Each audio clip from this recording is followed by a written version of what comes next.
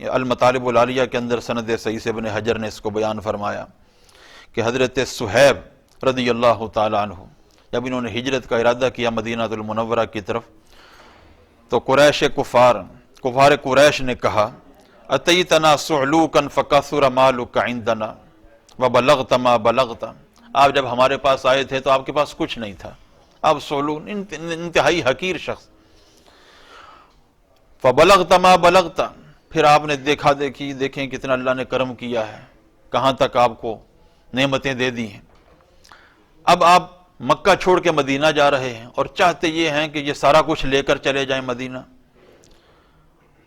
یہ نہیں ہو سکتا، واللہ لا یکون ذالک، ایسا ہم نہیں ہونے دیں گے۔ فقال لہم، حضرت صہیب نے کہا ان کو ارأیتم ان اعطیتکم مالی تخلون سبیلی، تمہارا کیا خیال ہے کہ اگر یہ جو مال تم کہہ رہے ہو کہ میں نے یہاں کمایا ہے، پہلے میرے پاس کچھ نہیں تھا، اگر یہ جو مال میں یہاں چھوڑ جاؤں تو میرے رستے سے تم ہٹ جاؤ گے؟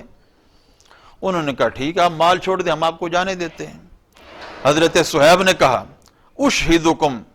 ان قد جعلت لکم مالی، گواہ ہو جاؤ کہ یہ سارا مال میں نے تمہیں دے دیا، سارا مال تمہیں دے دیا۔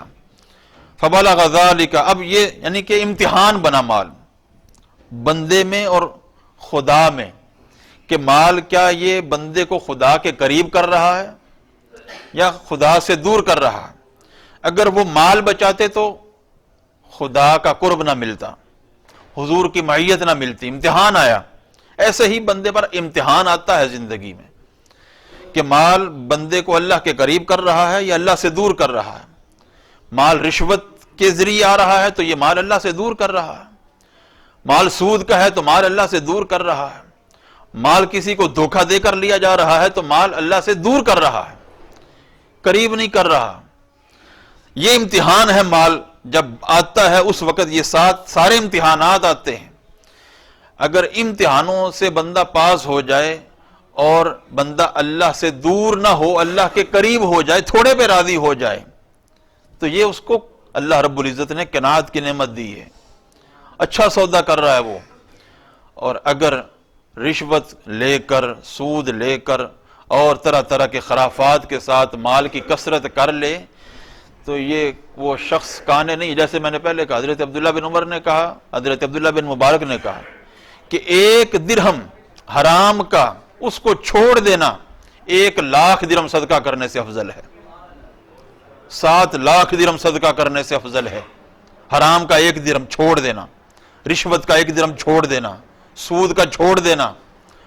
دھوکہ بازی کا چھوڑ دینا، فراڈ کا چھوڑ دینا۔ اور اگر حرام کھاتے جائیں اور ادھر سے صدقہ کرتے جائیں، یہ اللہ کے قریب کرنے والی نہیں ہے۔ تو فرمایا حضرت صہیب نے اشہدکم ان قد جعلت لکم، میں تمہیں گواہ بناتا ہوں، قد جعلت لکم مالی، یہ سارا مال تمہیں دیا۔ حضور کو خبر پہنچی، حضور نے فرمایا ربح صہیب ربح صہیب، صہیب نے نفع کا سودا کیا ہے، یہ نفع کا سودا کیا ہے۔ مال تو ختم ہو جانا تھا، وہ ختم ہو جائے، لیکن اپنی آخرت بچا لی ہے اور اللہ کا قرب حاصل کر لیا۔